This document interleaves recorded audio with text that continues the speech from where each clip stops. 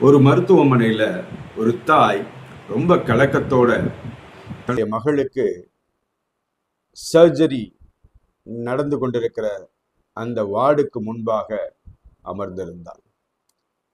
அவள் அமர்ந்திருந்து கண்ணீரோடு கூட ஜெபித்து கொண்டிருக்கும் போது அவள் அருகில ஒரு வயதான மனிதன் மிகுந்த அழுக்கு உடை அணிந்து கொண்டு பிச்சைக்கார கோலத்துல வந்து அமருகிறான். அதை பார்த்த இவளுக்கு கொஞ்சம் சங்கோஜம் ஏற்பட்டதுனால தள்ளி அமர்ந்து கொண்டு பதற்றத்தோடு காத்து கொண்டிருக்கிறாள்.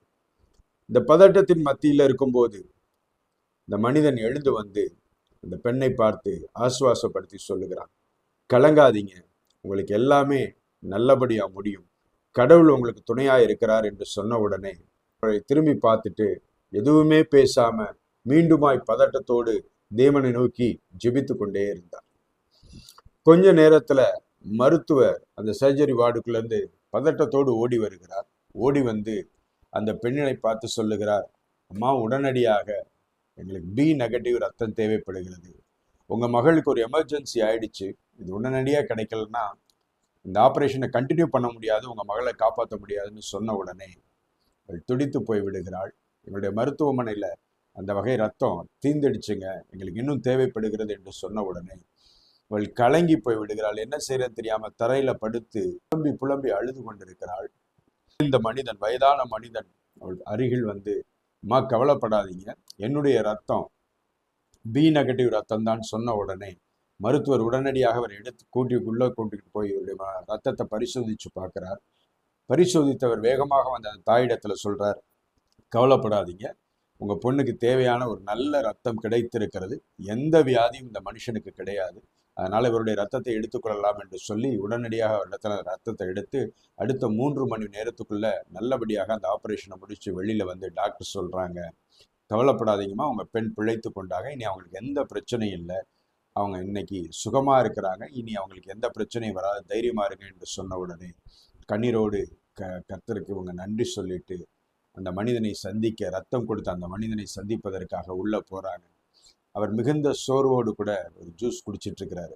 அப்ப கேட்குறாங்க, நீங்க யாருங்க, இவ்வளவு அழுக்கான உடையோடு பிச்சைக்கார கோலத்துல வந்து ஒரு தேவதூதனை போல என்னுடைய மகளுக்கு உதவி செய்திருக்கிறீங்களே, நீங்க யாருங்கன்னு கேட்ட உடனே இந்த மனிதன் சொல்லுகிறார், இதே மருத்துவமனையில 5 வருஷத்துக்கு முன்னாடி என்னுடைய ஒரே மகளை கேன்சர் வியாதிக்காக பலி கொடுத்தவன் நான், பைத்தியக்காரனை போல ரோட்ல என் மகளை பறி கொடுத்த வழியில நான் புலம்பி சுற்றி கொண்டிருக்கும் போது இதே வழியை நீங்க அனுபவிச்சிடக்கூடாதுங்கிறதுக்காக இன்னைக்கு காலையில கடவுள் என்னோடு கூட பேசினாரு, நீ இந்த மருத்துவமனைக்கு போ என்று சொன்னார்.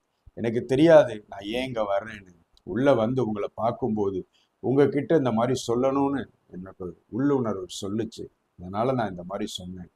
ஆனா எனக்கு ரொம்ப சந்தோஷம், என்னுடைய மகளை இழந்தேன்னா இன்னைக்கு உங்க மகளை காப்பாத்துறதுக்கான வாய்ப்பை கடவுள் எனக்கு கொடுத்து இந்த 5 வருஷம் நான் வாழ்ந்ததுக்குரிய ஒரு பிரயோஜனத்தையும் என்னால் பார்க்க முடிஞ்சுது.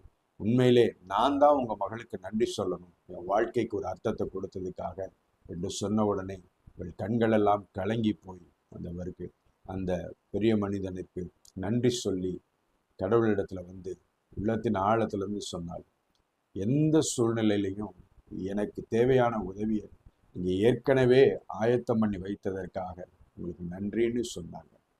ஆம், அதே போலதான் உங்களுடைய என்னுடைய வாழ்க்கையிலையும் இனி வரப்போகிற பிரச்சனைகளுக்கு கூட ஏற்கனவே உதவிகளை ஆயத்தம் பண்ணும் அளவிற்கு உங்க மேலையும் என் மேலையும் தேவன் மிகுந்த அன்பு வைத்திருக்கிறார். அந்த அன்பு அவர் வைத்ததுனாலதான் இந்த உலகத்துல உங்களை தைரியமா முன்னாடி நடந்து போன்னு சொல்றாரு. இன்னைக்கு உங்களை பார்த்து ஆண்டவர் சொல்லுகிற வார்த்தை, எப்பேற்பட்ட பிரச்சனைக்கும் உன்னுடைய வாழ்வுல தீர்வை நான் வைத்திருக்கிறதுனாலதான் நான் உன்னை பார்த்து சொல்றேன், கலங்காத, திகையாத, நான் உன் தேவன், நான் உன்னை முடிவு பரியந்தமும் நடத்துவேன் என்று சொல்லி ஆண்டவர் உங்களையும் என்னையும் பார்த்து சொல்றேன். அதனால எந்த சூழ்நிலையிலையுமே நீங்க கலங்கி நிற்க வேண்டிய அவசியம் இல்லை. உங்களுக்கு தேவையான எல்லாவற்றையும் ஏற்கனவே ஆயத்தம் பண்ணி இருக்கிறதுனால உங்களை ஒரு நாளும் எந்த சூழ்நிலையும் தோற்கடிக்க முடியாது. இந்த நாளிலும் எந்த நாளிலும் எந்த சூழ்நிலையிலும் கர்த்தர் உங்களை கைவிட மாட்டார். உங்களுக்கு தேவையான எல்லாவற்றையும் செய்து உங்களை பத்திரமாய் பாதுகாத்து அவர் நடத்துகிற அன்பு தகப்பனாய் இருக்கிறார். கர்த்தர் உங்களோடு இருக்கிறார். God bless you. கர்த்தர் உங்கள் மூலமாக மேன்மைப்படுவாராக. ஆமென்.